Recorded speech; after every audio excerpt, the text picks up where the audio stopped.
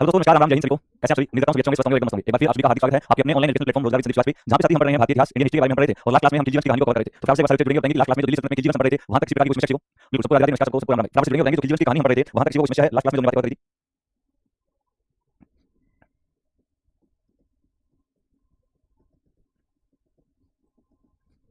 Okay बड़ा चलिए, बहुत चलिए जीवन के अंदर जो हम बात कर रहे थे, हमने बात करी थी कि टाइम पीरियड 1220 से लेकर 1320 तक का, जिसमें सबसे छोटा शासनकाल जो है वो इसके जीवन से आता मात्र 30 वर्ष का। इसमें हमें दो महान नाम पढ़ने थे, जिसमें सबसे पहले हम बात करेंगे इसके बारे में, इसके फाउंडर के बारे में, जिसका नाम था जलालुद्दीन मलिक फिरोज खिलजी। साथ ही इसके बाद हमने इसके विजय के बाद के बारे में चर्चा करी, जिसका नाम अली अबू सर था। और हमने बात करी थी गद्दी में बैठा है वो खुद को अलाउद्दीन खिलजी कहता है, और इसी के द्वारा दो टाइटल लिए गए थे, इसमें एक टाइटल था अमीर उल मोमिनीन का और दूसरा टाइटल था सिकंदर ईसानी का। तो वो हमने बात कर ली थी। फिर इसके बारे में हम पढ़ रहे थे इसके बिहान या उसके जितने भी मिशन थे उनके बारे में चर्चा कर रहे थे। और साथ ही इसके अंदर हम लोग नॉर्थ इंडिया मिशन थे वो सारे कवर कर रहे थे। उत्तरी बिहार हमने कवर किए थे, जिसमें सबसे इंपोर्टेंट था 1301 बड़ा, 1301 के अंदर पढ़ा था, 1303 के अंदर पढ़ा था, 1301 के अंदर हम पढ़ा था, और 1303 के अंदर हमने चित्तौड़ बिहार पढ़ा, जिसमें रावल लखन सिंह और के बारे में हमने बात की थी। चलिए इस खिलजी के अंदर अब हम चर्चा करने वाले हैं, और अब हम कवर करेंगे इसके मिशन के अंदर इसके सारे दक्षिणी बिहार में करेंगे। दोस्तों, हम बात करेंगे जितने भी साउथ इंडिया मिशन थे या दक्षिण भारत बिहार थे, इनके ऊपर हम चर्चा करेंगे। दक्षिण बिहार की मैं बात करता हूं, यहां पर सबसे पहले आता है इसका देवगिरी बिहार। तो सबसे पहला जो बिहार में पढ़ना होगा वो है देवगिरी बिहार। और अगर बात करें देवगिरी के बारे में, याद रखेंगे देवगिरी नामक स्थान जो है वो कहां स्थित है, तो सर भारत के अंदर राज्य महाराष्ट्र, और इसी महाराष्ट्र के अंदर आपका एक देवगिरी नामक स्थान है, आपको याद होगा। बेटा देवगिरी बिहार की मैं बात करता हूं, कुल देवगिरी बिहार कितने हुए थे? तो आंसर करेंगे कुल देवगिरी बिहार 3 हुए थे। 3 देवगिरी बिहार अलाउद्दीन खिलजी के थे, जिसमें सबसे पहला देवगिरी बिहार 1296 के अंदर हुआ। और 1296 के अंदर जब देवगिरी बिहार हुआ था, ये कहलाता है इसका पहला बिहार। तो आपको समझ आएगा ये देवगिरी पर सबसे पहली बार अलाउद्दीन खिलजी ने कब आक्रमण किया? बेटा 1296 के अंदर किया था। याद रखना, पहला देवगिरी आक्रमण यहां पर होता है। तो इस समय इसका सेनापति कौन था? तो याद रखेंगे 1296 के अंदर इसका सेनापति हुआ था, वो खुद अलाउद्दीन खिलजी था। तो इसका सेनापति खुद बन गया था, और इसी के बाद जो है देवगिरी पर पहला आक्रमण इसके द्वारा किया जाएगा। बेटा जब इसने देवगिरी पर आक्रमण किया तो आपको समझ आएगा उस समय देवगिरी का राजा कौन था? बेटा उस समय देवगिरी का राजा था जिसका नाम था रामचंद्र यादव। और सर उस समय देवगिरी के अंदर कौन सा वंश हुआ करता था? बेटा उस समय यादव वंश हुआ करता था। तो जिस समय इसने देवगिरी पर आक्रमण किया था उस समय वहां पर रामचंद्र यादव जो कि यादव वंश का ही राजा था, वो वहां पर आक्रमण राज कर रहा था। बेटा अगर बात करें इसके दूसरे बिहार की, तो दूसरा जिसका बिहार हुआ देवगिरी का वो हुआ 1307 के अंदर। और 1307 के अंदर इसने दूसरा देवगिरी आक्रमण किया। और जब दूसरा देवगिरी बिहार जो यहां पर होता है तो उस समय इसका सेनापति कौन था? तो इसका सेनापति उस समय था मलिक काफूर। और हमने बात करी थी कि मलिक काफूर को हजार दिनार के अंदर खरीदा गया था, इसलिए हजार दिनार भी बोलते हैं। ये वही आपका मलिक काफूर था। बेटा दूसरा देवगिरी बिहार हुआ तो देवगिरी का राजा कौन था यहां का? तो याद रखना यहां का जो राजा था इसका नाम वही था शेर रामचंद्र यादव। और बेटा अब ये रामचंद्र यादव जो है इसे बंदी बनाकर अपने साथ लेकर जाएगा मलिक काफूर। और रामचंद्र यादव जो है इसे अलाउद्दीन खिलजी के पास दिल्ली भेजा गया। इस रामचंद्र यादव को अलाउद्दीन खिलजी के पास दिल्ली भेजा गया। और बेटा दिल्ली भेजा गया तो इसने रामचंद्र यादव ने अलाउद्दीन खिलजी के साथ समझौता किया। समझौते के बाद इसने बेटी की शादी अलाउद्दीन खिलजी से कर दी। और बेटा इस अलाउद्दीन खिलजी ने जो है वो इस रामचंद्र यादव को उपाधि दी। और बेटा रामचंद्र यादव को राम रायन की उपाधि देकर इसे सम्मानित किया। राम रायन की उपाधि। तो बेटा इसे वहां पर राम रायन की उपाधि दिल्ली के अंदर देता है। और इसके बाद बेटा इस अलाउद्दीन खिलजी ने रामचंद्र यादव को नवसारी जिला भी दिया। नवसारी जिला रामचंद्र यादव को दे दिया गया। भाई आपको याद रखना होगा इसका दूसरा देवगिरी बिहार जो है मैं करना क्यों? क्योंकि सर यहां पर इसका सेनापति जो था वो मलिक काफूर था, और मलिक काफूर जो रामचंद्र यादव को आएगा और हराने के बाद इसे करेगा अपने साथ दिल्ली में जाएगा। और जब दिल्ली गया तो दिल्ली जाने के बाद यहां इन दोनों के बीच में समझौता हुआ। समझौता हुआ तो अलाउद्दीन खिलजी का खुश हुआ, और खुश होने के बाद इसने रामचंद्र यादव को एक तो टाइटल राम रायन का दिया और दूसरा इसे नवसारी जिला देने का काम कर दिया। तो ये तो थे दो देवगिरी बिहार। अभी बात करेंगे देवगिरी के तीसरे बिहार के बारे में, और तीसरा बिहार तो बहुत महत्वपूर्ण रहेगा क्योंकि यहां पर राजा बदल जाएगा। तो बात करेंगे तीसरा देवगिरी बिहार। तीसरा देवगिरी बिहार। और तीसरा देवगिरी बिहार जो बड़ा इसके बात करें तो ये बड़ा 1313 के अंदर। और तीसरा देवगिरी बिहार जब हुआ था उस समय देवगिरी का शासक कौन था? उस समय यहां का जो शासक था इसका नाम था शंकरदेव। कौन था? शंकरदेव था। और ये शंकरदेव ही आपका क्या होता है? सिंघन थर्ड का। याद रखिए इसे यहाँ का जो राजा था वो शंकरदेव था, जिसे सिंघन थर्ड के नाम से जानते हैं। और इसके समय में तीसरा देवगिरी बिहार जो हुआ था, याद रखिए। चलिए ये तो इसके देवगिरी के बिहार। अब अगर बात करें तो इसके दक्षिण भारत के अंदर एक और मिशन और दक्षिण भारत में भी किया था। तो 1309 की मैं बात करता हूं, तो 1309 के अंदर इसने किया था वारंगल बिहार। कौन सा बिहार था? तो सर यहाँ 1309 के अंदर वारंगल बिहार किया जाता है। और जब वारंगल बिहार किया था तो उस समय यहाँ पे एक वंश हुआ था जिसका नाम था काकतीय वंश। और काकतीय वंश का एक राजा था जिसका नाम था रुद्रदेव। याद रखना 1309 के अंदर वारंगल बिहार किया, और वारंगल के अंदर कौन सा वंश था? काकतीय वंश था। और काकतीय वंश की बात करें यहाँ का एक राजा था जिसका नाम था रुद्रदेव। इसका पूरा नाम था रुद्रदेव हुआ था। और इसी काकतीय वंश के द्वारा कोहिनूर हीरा भेंट किया था। याद रखना इन्होंने कौन सा हीरा भेंट किया था? बड़ा आंसर करेंगे सर इन्होंने कोहिनूर हीरा भेंट किया। इन्हीं के द्वारा जो है कोहिनूर हीरा भेंट किया था, आपको याद रखना। चलिए कोहिनूर होता क्या है? बड़ा कोहिनूर की बात करें तो कोहिनूर शब्द दो शब्दों से मिलकर बना है। एक शब्द होता है कोही और दूसरा शब्द होता है नूर। और नूर का मतलब होता है लाइट या रोशनी। और बेटा कोही का मतलब होता है माउंटेन या पर्वत। तो कोहिनूर का मतलब क्या? कोहिनूर का मतलब होता है माउंटेन ऑफ लाइट। तो ये कोहिनूर का मतलब होता है। सर कोहिनूर हीरा मिला कहां से था? बेटा आंसर करेंगे कोहिनूर हीरा मिला था गोलकुंडा की खान से। और गोलकुंडा की खान के अंदर कौन सी सदी में मिला था? बेटा 12वीं सदी के अंदर मिला था। तो दोस्तों याद रखिए 12वीं सदी के अंदर जो है गोलकुंडा की खान से कोहिनूर हीरा मिला था। और गोलकुंडा नहीं क्या है? तो आंसर करेंगे हैदराबाद का पुराना नाम गोलकुंडा है। बेटा हैदराबाद का पुराना नाम क्या था? तो आंसर करेंगे हैदराबाद का पुराना नाम ही गोलकुंडा था। तो ये बात तो आपको इसके बारे में याद रखनी है। सबसे इंपोर्टेंट तीनों के तीनों देवगिरी बिहार, और देवगिरी के बाद इसका 1309 का वारंगल बिहार आपको याद रखना होगा, जिसमें काकतीय वंश के प्रताप रुद्र बिहार शासन करे। तो ये इस अलाउद्दीन खिलजी के बारे में आपको याद रखना। इसके बाद अगर बात करें इस अलाउद्दीन खिलजी के बारे में तो इसके द्वारा पांड्य बिहार भी किया जाता है। इस अलाउद्दीन खिलजी ने पांड्य बिहार किया था। और पांड्य बिहार का मतलब यहाँ पे पांड्य वंश होगा, और इस पांड्य वंश की कैपिटल राजधानी आपको बतानी चाहिए। और पांड्य वंश की राजधानी कौन सी थी? तो वो मदुरई थी, तमिलनाडु के अंदर है। तो इसकी राजधानी मदुरई हुआ करती थी। और पांड्य बिहार जब ये लगता है तो याद रखना इस दौरान इसने समुद्र को देखा। तो याद रखिए पांड्य बिहार के दौरान अलाउद्दीन खिलजी ने समुद्र देखा। समुद्र देखने के बाद इसने पांड्य बिहार के दौरान ही एक उपाधि दी थी, और उसकी उपाधि नाम था सिकंदर ए सानी। कौन सी उपाधि दी? इसने सिकंदर ए सानी की उपाधि देने का काम किया था। तो याद रखना ये थे इसके दक्षिण भारत मिशन। आपके एग्जाम में तो ज्यादा क्वेश्चन बनते हैं, उसके अंदर वो आपसे रणथंभौर बिहार पूछता है। सीधा सीधा पूछता है रणथंभौर बिहार 1301 में और 1303 के अंदर चित्तौड़ बिहार जो बड़ा प्रसिद्ध था। दोनों से क्वेश्चन होते हैं, बाकी इतना टेंशन नहीं था। एक ही पूछता है कोहिनूर हीरा किस बिहार के दौरान मिला? तो आंसर करेंगे वारंगल बिहार के दौरान मिला। इसको अलाउद्दीन खिलजी को। ठीक है चलिए अब यहाँ पे ये तो इसके सारे बिहार पूरे हो गए। और अब लास्ट पॉइंट के बारे में करेंगे, यहाँ पे खिलजी का खात्मा करेंगे। साथ ही बात करेंगे इस अलाउद्दीन खिलजी के बारे में एक पॉइंट और इसने भूमि मापने के लिए विश्वा में मिसाल। तो अलाउद्दीन खिलजी ने विश्वा में मिसाल इकाई की शुरुआत करी थी। तो आपको लगा ये विश्वा में मिसाल क्या होती है? तो आंसर करेंगे भूमि को मापने के लिए दो यूनिट हुआ करती थी, जिसकी शुरुआत जो है वो अलाउद्दीन खिलजी करता है, जिन्हें विश्वा और मसाल तो यहाँ पे आता था। अगर बात करें अलाउद्दीन खिलजी के बारे में तो आपको पता चलेगा अलाउद्दीन खिलजी की मृत्यु कब हुई? तो इसकी मृत्यु हुई थी 1316 के अंदर। कब हुई? 1316 के अंदर जो है अलाउद्दीन खिलजी की मृत्यु होती है। इसकी मृत्यु के बाद अगर बात करें तो अगला राजा कौन होगा? तो इसका नाम था कुतुबुद्दीन मुबारक शाह। इसकी मृत्यु के बाद अगला राजा बना इसका नाम था कुतुबुद्दीन मुबारक शाह। और कुतुबुद्दीन मुबारक शाह जो है अगला दिल्ली राजा बना था। और अगर बात करें इसके बारे में याद रखेंगे टाइम पीरियड है वो 1316 के अंदर हुआ, और 1316 से लेकर 1320 तक का टाइम पीरियड था वो कुतुबुद्दीन मुबारक शाह का था। ये कुतुबुद्दीन मुबारक शाह जो है इसकी बात करता हूं, याद रखेंगे इसने खुद को खलीफा घोषित किया। थोड़ा इसने कौन सी बात ली थी, तो सर इसने खुद को खलीफा घोषित किया। और मैंने आपको बताया था जब हमने मध्यकालीन भारत का इतिहास पढ़ना शुरू किया था तो वहां पे बात करी थी खलीफा के बारे में कि मुस्लिम धर्म में सबसे बड़ा पद होता है वो ये होता है। तो बात मुझे देखी, हां बात मुझे यही सिर्फ 1303 के थोड़ा ध्यान देना, वहां पे बस एक नया नाम ऐड करता है और वो राघव चेतन का, क्योंकि राघव चेतन वो व्यक्ति था जिसने जो है अलाउद्दीन खिलजी को पद्मावती यादव के बारे में बताया था और इसीलिए 1303 के अंदर ये जो है थोड़ा ध्यान करता है। ठीक है, चल याद रखिए खुद को खलीफा घोषित करने वाला पहला शासक था और दूसरा याद रखना इसके बारे में बेटा बिल्कुल हुआ करता था तो ये महिलाओं के वस्त्र धारण करता था। याद रखिए महिलाओं के वस्त्र धारण करने वाला सुल्तान था। ठीक है, थोड़ा ये जब एक्साइटेड होता था महिलाओं के वस्त्र पहना करता था और कई बार निर्वस्त्र बिना कपड़ों के भी दरबार में जाया करता था। याद रखिए निर्वस्त्र दरबार में जाने वाला सुल्तान था ये, निर्वस्त्र दरबार में जाने वाला सुल्तान। और इसके दरबार थे उनके साथ ये फिर जो है कई बार खेल भी खेला करता था। याद रखिए निर्वस्त्र दरबार में जाने वाला सुल्तान या महिलाओं के कपड़े पहनने वाला या खुद को इतना बड़ा टाइटल देने वाला कौन सा खलीफा का। हाँ बिल्कुल इसके अंदर लास्ट में जो किया होता है, लेकिन जो सबसे पहली बार भारत में 1301 के अंदर हुआ था रणथंभौर बयान था और यहाँ का जो राजा था वो रणहरिदेव हुआ था। ठीक है, चलिए ये तो दिन बादशाह के बारे में आपको याद रखेंगे और इसके बाद हम बात करेंगे यहीं पे एक और व्यक्ति होगा जिसका नाम होगा खुसरो शाह। खुसरो शाह, खुसरो शाह की बात करता हूँ, इसका टाइम पीरियड जो 1320 था और बेटा ये इस वंश का अंतिम सुल्तान होता है। तो खिलजी वंश का अंतिम शासक अंतिम सुल्तान कौन था, तो खुसरो शाह था। और भाई खुसरो शाह जो है इसने पैगंबर का सेनापति खुद को बोला था। तो भाई खुद को क्या बोला था, ये बोला था कि पैगंबर कौन है, पैगंबर हजरत मोहम्मद साहब की बात हुई है। और भाई खुद को पैगंबर का सेनापति बताया था, इसने ये बात भी लिखी थी कि मैं पैगंबर का हूं सेनापति। और इस खुसरो शाह की बात याद रखेंगे, इसे निजामुद्दीन औलिया का समर्थन प्राप्त था। तो इसे याद रखेंगे निजामुद्दीन औलिया का समर्थन प्राप्त था। तो भाई आपको याद होगा निजामुद्दीन औलिया को आगे जब तुगलक की कहानी करेंगे तो वहां पे निजामुद्दीन औलिया की बात करेंगे, ये सुफी संत हुआ करते थे। और इसके बाद स्टेटमेंट दी जाती है दिल्ली हनूज दुरस्त की बात करेगी। और लास्ट में खुसरो शाह के बारे में आपको याद रखेंगे, इस खुसरो शाह इसी का एक वजीर हुआ करता था, वजीर का प्रधानमंत्री। और इसका जो वजीर था इसका नाम था गाजी मलिक, क्या नाम था गाजी मलिक। और भाई गाजी मलिक जो है वो क्या करेगा, वो खुसरो शाह की हत्या करेगा। तो याद रखेंगे खुसरो शाह की हत्या करेगी, वो इसी के द्वारा की जाएगी। और गाजी मलिक ने इसकी हत्या करने के बाद अब खुद का एक वंश शुरू कर दिया और इसका जो वंश का नाम था तुगलक वंश। तो अब यहां से हमारा अध्याय शुरू होगा इसका तुगलक वंश का, जिसने दिल्ली सल्तनत में लंबे समय तक किया तो उसके बारे में हम पढ़ना शुरू करेंगे। ठीक है, बात क्लियर हुई बात है आपको बताइए। और यहां से अब हमारा अध्याय शुरू होगा तुगलक वंश का।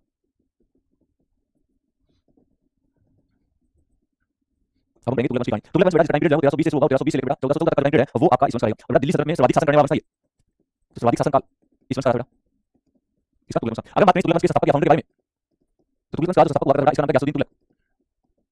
गयासुद्दीन तुगलक इस वंश का फाउंडर या संस्थापक हुआ करता है। ठीक है, सबसे पहले गयासुद्दीन तुगलक की कहानी को कवर करने वाले हैं, लेकिन उससे पहले साथ ही हम बात करते हैं इस वंश के अंदर आपको प्रमुख शासकों के बारे में पढ़ना होगा, प्रमुख शासक कौन कौन से हैं।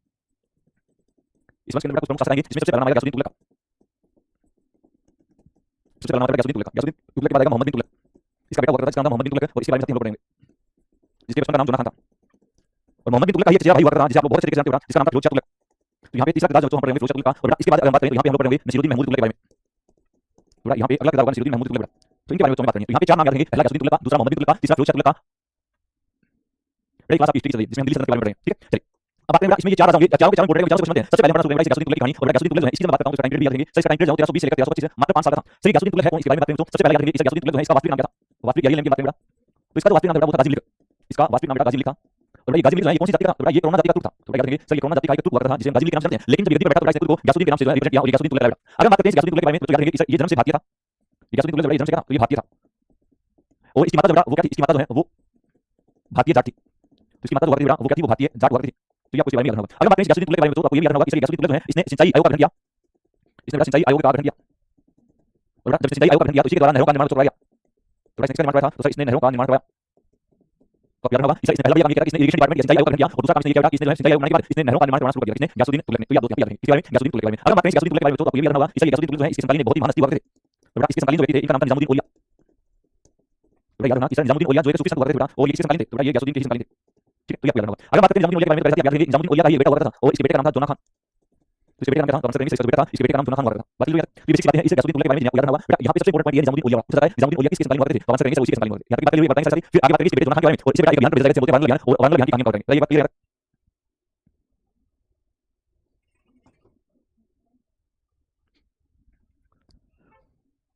चलिए बहुत अब बात करेंगे इसके बेटे जोना खान के बारे में। सर 1321 के अंदर जोना खान को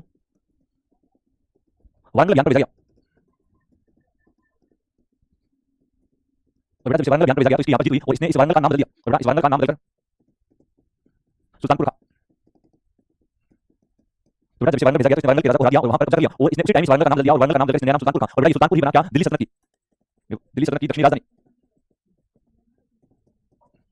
तो दिल्ली सल्तनत की दक्षिणी राजधानी कौन सा स्थान था, तो आंसर करेंगे सर वो सुल्तानपुर बना था जिसे वानर के नाम से जानते हैं। तो 1321 के अंदर हुआ ये बेटा। इसके बाद अगर बात करें 1325 की बेटा तो 1325 के अंदर एक होता है जोधपुर अभियान। और बेटा जब जोधपुर अभियान हुआ था तो उस समय जोधपुर का एक राजा हुआ था, यहाँ का एक शासक था जिसका नाम था भानुदेव सेकंड। तो अगर 1325 के अंदर जोधपुर अभियान हुआ, सर ये जोधपुर है कहाँ, तो ये है उड़ीसा के अंदर। कहाँ पे है, उड़ीसा के अंदर। याद रखिए 1325 के अंदर इसने जोधपुर अभियान किया जहाँ का शासक भानुदेव सेकंड था और उसे इसने पराजित किया। और उसको हराने के बाद में इसने वहां पर क्या किया था, इसने वहां पर नहरों का निर्माण करवाने का काम किया था। हाँ गयासुद्दीन का बेटा हुआ करता था ये जोना खान। चलिए इसके बाद 1325 के अंदर ही एक और विद्रोह हुआ था, इसे बोलते हैं बुगारा खान का विद्रोह। 1325 के अंदर अब यहाँ पर विद्रोह होगा बुगारा खान का। और बेटा ये बुगारा खान ने जो विद्रोह किया था इसने बंगाल के अंदर किया था। और जब बंगाल के अंदर विद्रोह हुआ था तो याद रखिए इस विद्रोह को शांत करने के लिए गयासुद्दीन तुगलक खुद गया। इस विद्रोह को शांत करने के लिए गयासुद्दीन तुगलक खुद गया। और जब गयासुद्दीन तुगलक खुद गया तो यहाँ पर इसकी निजामुद्दीन औलिया की जाति लड़ाई होती है। बेटा गयासुद्दीन तुगलक और निजामुद्दीन औलिया के बीच में इस बात को लेकर मतभेद हो गया था। और जब मतभेद हुआ तब निजामुद्दीन औलिया ने एक बात बोली थी दिल्ली हनूज दुरस्त, यानी दिल्ली अभी दूर है। तब यहाँ पर वो लाइन भी फेमस होती है। याद रखिए जब ये इस विद्रोह को शांत करने के लिए जा रहा था तो निजामुद्दीन औलिया ने कौन सा कथन बोला था, तो निजामुद्दीन औलिया ने यहाँ पर स्टेटमेंट दी थी, यहाँ पे कथन दिया था और वो क्या था, वो था दिल्ली हनूज दुरस्त। तो इसका मतलब क्या होता है, इसका मतलब दिल्ली अभी दूर है, गांव के अंदर बुजुर्ग होते हैं उनके मुंह से आज भी वर्ड मिलता है कि दिल्ली अभी दूर है, ये लाइन वो आज भी बोलते हैं, याद रखेंगे इस दिल्ली दूर है, ये बात जो है ये निजामुद्दीन औलिया ने गयासुद्दीन तुगलक के लिए बोली थी। इस गयासुद्दीन तुगलक ने वहां पर जाने के बाद वीडियो को शांत कर दिया, लेकिन जब वापस लौटा था उसके बेटे जोनाथन ने इसको खुश करने के लिए लकड़ी का महल बनाया था, और ये लकड़ी के महल के अंदर रुका हुआ था, और इसी दौरान जो है यहाँ पे क्या होता है इस महल के अंदर आग लग जाती है, और पूरा पूरा महल जो है वो लकड़ी का बना हुआ था, इसलिए क्या पूरे महल ने आग कर ली, और इसी आग के अंदर ये जो जलकर मर गया कौन है, गयासुद्दीन तुगलक, और इसी कारण निजामुद्दीन औलिया और ज्यादा चलेगा, और लोग इसको और ज्यादा मानने लगे क्योंकि इसने बात बोली थी कि तुम दिल्ली से जा रहे हो लेकिन वापस लौट कर नहीं आओगे, वो बात इसकी सच होती है। उसके बारे में अलग पढ़िएगा और नोट करेंगे आप लोग कि गयासुद्दीन तुगलक ने तुगलकनामा शहर बसाया, सॉरी तुगलकाबाद, तुगलकनामा की किताब है, गयासुद्दीन तुगलक ने तुगलकाबाद नामक शहर बसाया, और लास्ट पॉइंट लेंगे इसकी मृत्यु, तो इसकी मृत्यु हुई थी 1325 के अंदर। जोना खान द्वारा निर्मित लकड़ी के महल में आग लगने के कारण, इस जोना खान ने जो महल बनाया इस महल के अंदर आग लगी थी, और आग लगने के कारण ही ये जगह वहां पे क्या था, राख हो गया। क्लास में बेटा प्रॉपर क्लास होती है साइड पे, ठीक है। अब यहाँ पे इसका अध्याय कंप्लीट हो गया, और अब हम बात करेंगे इसके बेटे जोना खान के बारे में, जो भारत के इतिहास में सबसे बड़ा सुल्तान था। इतनी अरबी उतनी फारसी भाषा आती थी, इतना शायरी की बात हो, लेकिन फिर भी भारत के इतिहास में पागल गया, लोगों ने अनपढ़ बोला, उसे मूर्ख बोला, उसे खून चूसने वाला बोला। तो बात करेंगे इसके बेटे जोना खान के बारे में, और जोना खान जो है इसने कौन से ऐसे काम किए जिसके कारण भारत की जनता इसे क्या बोलती है, पागल सुल्तान बोलती है। तो साथी हेड डालेंगे आप लोग मोहम्मद बिन तुगलक, यहाँ तक की बात करी हुई, क्या बताएंगे आप लोग, फिर बात करेंगे मोहम्मद बिन तुगलक के बारे में। मोहम्मद बिन तुगलक का टाइम पीरियड 1325 से लेकर 1351 तक था, और इसी मोहम्मद बिन तुगलक की कहानी हम लोग कवर करने वाले हैं। प्रैक्टिस के लिए कोई भी टॉपिक एजेंसी को ले लीजिए, कोई भी जिसमें आप एग्जाम को टारगेट करके चले, आप कोई भी टॉपिक एजेंसी को ले लीजिए, वहां से सारी चीजें कवर हो जाएगा, ठीक है।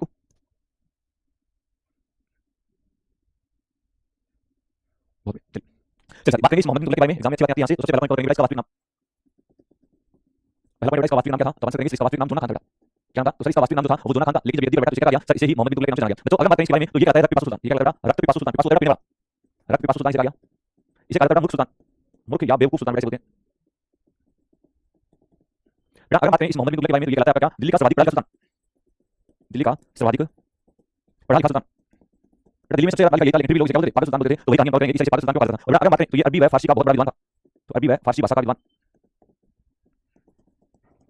याद रखेंगे he was a great scholar of Arabic and Persian language. किसी चीज के लिए चाहिए होगा, किसी चीज के लिए चाहिए आपको बता दीजिए।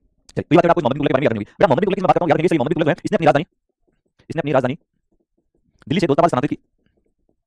थोड़ा इसकी सबसे मिलती थी कि इसने अपनी राजधानी जो दिल्ली से कहां स्थानांतरित की, तो दिल्ली से दौलताबाद स्थानांतरित की। तो ये सही दौलताबाद, थोड़ा दौलताबाद आपका महाराष्ट्र के अंदर, ठीक है। तो याद रखेंगे दिल्ली से दौलताबाद इसने अपनी राजधानी को स्थानांतरित करने का काम किया था, और याद रखना 14 वर्ष पश्चात पुणे दिल्ली को राजधानी बनाया।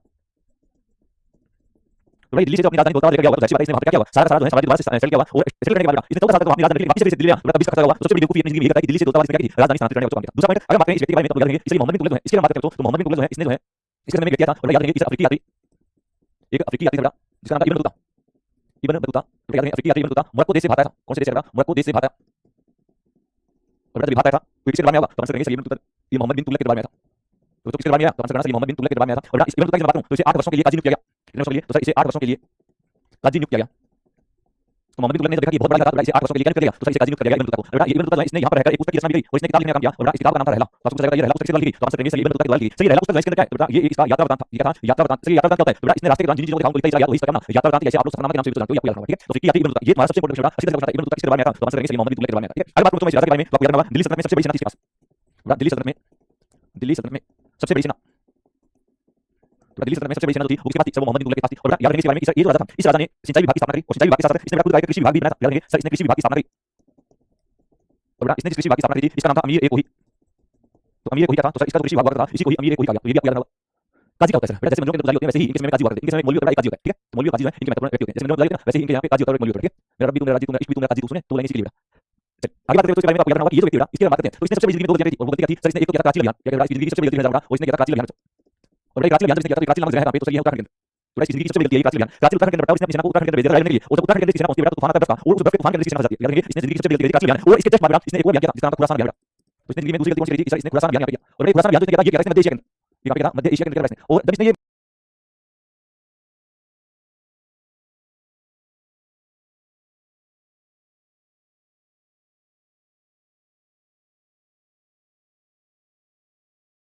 एशिया के अंदर अभियान किया तो याद रखिए खुरासान की मैं बात करता हूं, तो इस खुरासान के अंदर इसने 1 साल का वेतन, 1 साल का वेतन सेना को एडवांस दे दिया। तो इसने जब अपने सैनिकों को खुरासान अभियान पर भेजा, मध्य एशिया के अंदर भेजा, तो इसने क्या किया, अपनी सेना को 1 साल की सैलरी दी, और 1 साल की सैलरी सैनिकों को मिली थी, और मध्य एशिया के लिए भारत से क्या किया, तो इनके सैनिक रास्ते में धीरे-धीरे कम लगे, क्योंकि इनके सैनिकों में बात कितने सैनिकों में एक सैनिक गायब हो गया, और ऐसे ही चल रहा है, कई सैनिकों में और धीरे-धीरे ये लोग जो है जहां से चले थे और मध्य एशिया पहुंचे, वहां पर सेना जो है 1/3 हो जाती है, 30 हो जाती है। यार इसने सबसे गलती की 1 साल का वेतन सेना को पहले दे देना। मान लीजिए आप लोग मेरे लिए काम करते हैं, मैं आपको 1 साल की सैलरी पहले देता हूं, तो क्या आप काम करेंगे, आपको पहले काम करूंगा फिर सैलरी दूंगा, तब आप लोग से काम करेंगे, तब सैलरी हो गया, है ना। तो ये आपको याद रखना काची अभियान और खुरासान अभियान। चलिए अब अगर बात करें तो इसकी जिंदगी की एक और बड़ी गलती थी, और इसने क्या करा, सांकेतिक मुद्रा का प्रचलन, बड़ा सांकेतिक मुद्रा का प्रचलन, सांकेतिक मुद्रा का प्रचलन किसके द्वारा किया गया, बेटा सांकेतिक मुद्रा आज भी आप लोग देखते हो, कभी अगर आपको दिखाने वाले गोल पे खाने होंगे तो जाते ही आपको उसके गोल पे ही जाते हैं, आपको 20 रुपए 40 रुपए 50 रुपए का कॉल आता है, तो ये वही same to same token currency बोलेंगे, सांकेतिक मुद्रा बोलेंगे, और भारत में सबसे पहली बार सांकेतिक मुद्रा का प्रचलन तो इसके द्वारा किया गया, ठीक है।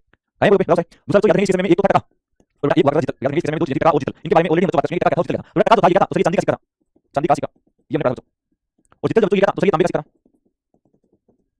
लेकिन बेटा जीत इसके समय में चमड़े का सिक्का था, इसका बेटा चमड़े का सिक्का जो जीत लगा इसमें, चलिए यहाँ की बात हुई कि जीत वैसे तो तांबे का सिक्का था, लेकिन इसके समय में ये क्या था, बेटा ये चमड़े का सिक्का हुआ करता था, एक बार आप लोग यहाँ की बात हुई दिमाग में, नहीं बात सोनू सोनिया लिखा है तो बस बिल्कुल एक बार मैं करेंगे कोई पीडी दे बेटा,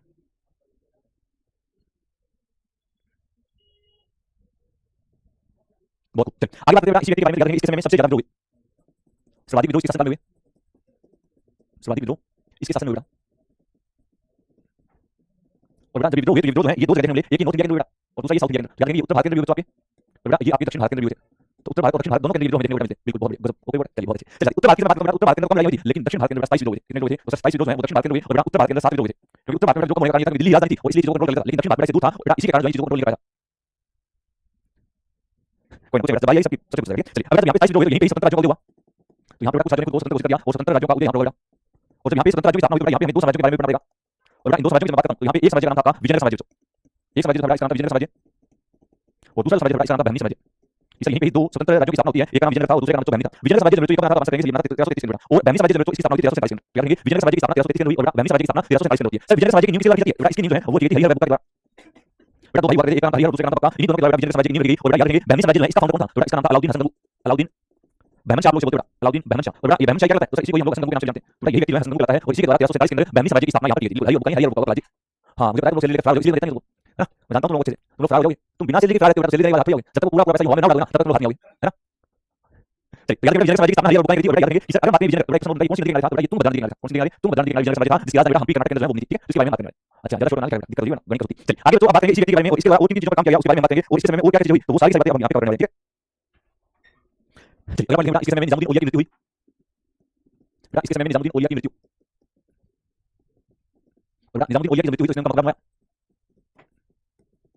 और बेटा मकबरे का निर्माण दिल्ली में करवाया, और बेटा इसके मकबरे का निर्माण किसने करवाया था, तो आंसर करना सब मोहम्मद बिन तुगलक ने करवाया था, क्योंकि इसके समय में इतने बड़े की मृत्यु हुई थी, इसलिए इसने इनका मकबरा बनाने का काम किया था, सब पीडीएफ में क्यों ना दिया आगे बात करें इसके बारे में तो आप याद रखेंगे सर ये जो व्यक्ति था जिसे निजामुद्दीन औलिया बोलते हैं, इसने ये अलग अलग एक्सपेरिमेंट किए थे, उसके कारण जनता पागल सुल्तान बोलने लगती है, लेकिन बेटा ये जो चीज करता था वो सारी काम की थी, लेकिन वो लोगों को इसमें से बात थी और लोगों को चीज समझ नहीं आती, जब उनके ऊपर से चीज चलने लगती है बेटा उसे क्या बोलते हैं तो उसे पागल बोलना शुरू कर देते हैं, तो ये आपको याद होगा इसलिए क्या बोला इसे पागल सुल्तान यहाँ पर बोला गया, बेटा इसी के द्वारा काम किया गया था, और इसने सती प्रथा को प्रतिबंध करने का प्रयास किया, याद रखेंगे सर इसने सती प्रथा को प्रतिबंधित किया, और बेटा सती प्रथा को प्रतिबंधित किया तो ये ऐसा करने वाला पहला सुल्तान था, तो उसका पहला मुसलमान जिसने सती प्रथा को प्रतिबंधित किया था, तो आंसर करेंगे सर वो हुआ करता था ये मोहम्मद बिन तुगलक, और ऐसा करने वाला ये पहला सुल्तान था, वैसे आप जानते हो सती प्रथा पूर्ण रूप से 1829 के अंदर विलियम बेंटिक राजा मोहम्मद के प्रयास की, लेकिन बेटा यहाँ पे बड़ी जो है प्रोहिबिटेड या प्रतिबंधित और प्रतिबंधित करने वाला प्रतिबंधित कुछ टाइम के लिए रोक लगा, तो वो तो था वो मोहम्मद बिन तुगलक था। अगर बात करें मोहम्मद बिन तुगलक के बारे में याद रखेंगे 1351 के अंदर ठट्टा का जो हुआ था, 1351 के अंदर ठट्टा का जो हुआ, और ठट्टा का ये जो हुआ था इस ठट्टा के जो के अंदर जो है मोहम्मद बिन तुगलक की मृत्यु होती है, याद रखेंगे इस 1351 के अंदर ठट्टा का जो सही ठट्टा का ठट्टा जो पाकिस्तान के निजाम है, पाकिस्तान के अंदर पंजाब के अंदर ठट्टा, और इसी ठट्टा के अंदर मोहम्मद बिन तुगलक की क्या होती है मृत्यु होती है, और इसी ठट्टा में इसका बना देता है, और इसी मोहम्मद बिन तुगलक का एक चेहरा भाई था, इसी का एक कजिन एक चेहरा भाई वक्त था, और इस चेहरा भाई का नाम था फिरोज शाह तुगलक, कौन था फिरोज शाह तुगलक था, और इसी फिरोज शाह तुगलक ने ठट्टा के अंदर ही अपना राज्य चेक कर लिया था, इस फिरोज शाह तुगलक ने ठट्टा के अंदर 1351 के अंदर अपना राज्य चेक किया, ठीक है। तो अब यहाँ पे हम इस फिरोज शाह तुगलक के बारे में पढ़ना शुरू करेंगे, क्योंकि इस फिरोज शाह तुगलक से बड़े अच्छे क्वेश्चन आते हैं, और ये कहता है नहर माता और नगर माता, तो इसके बारे में कैसे पढ़ना शुरू करेंगे, ये एक बार यहाँ की सारी बात है, दिल्ली सल्तनत में दो वंश कंप्लीट कर चुके हैं, एक ब्राह्मण और दूसरा खिलजी वंश, और आज हमने तुगलक के दो शासकों के बारे में पढ़ा, एक यासुद्दीन तुगलक जिसे गजनी भी कहा और दूसरा दोना खान जिसे मोहम्मद बिन तुगलक के नाम से जाना गया, दोनों के बारे में क्लियर है, बताएंगे बहुत बड़ी चीज और आंसर अच्छे से प्रॉपर नोट कर रही है, जो चीज अपने हाथ से लोगे उससे बेहतरीन कुछ नहीं होगा, अपने हाथ से लोगे तो ज्यादा चीज समझ आएगी, जब लोगे तो चीज दिमाग में चलेगी, ओके बोले चलिए बहुत बढ़िया। चलिए कल की क्लास में हम डिस्कस करेंगे इस फिरोज शाह तुगलक की पूरी कहानी, इसलिए फिरोज शाह तुगलक जो है जो 1351 से लेकर 1388 तक बैठा था, और ये भारत के इतिहास में नगर निर्माता और नहर निर्माता कहलाया, इसने बहुत सारे 300 से भी ज्यादा शहर थे जिसमें 5 से 7 के नाम आपको नहीं जानते, क्वेश्चन पड़ा और इसने नहर का निर्माण किया था, इसलिए इसे नहर निर्माता कहा गया, तो वो दोनों कल की क्लास में कवर करेंगे, ठीक है। चलिए आज की क्लास में कल फिर बात करेंगे, जय हिंद जय भारत।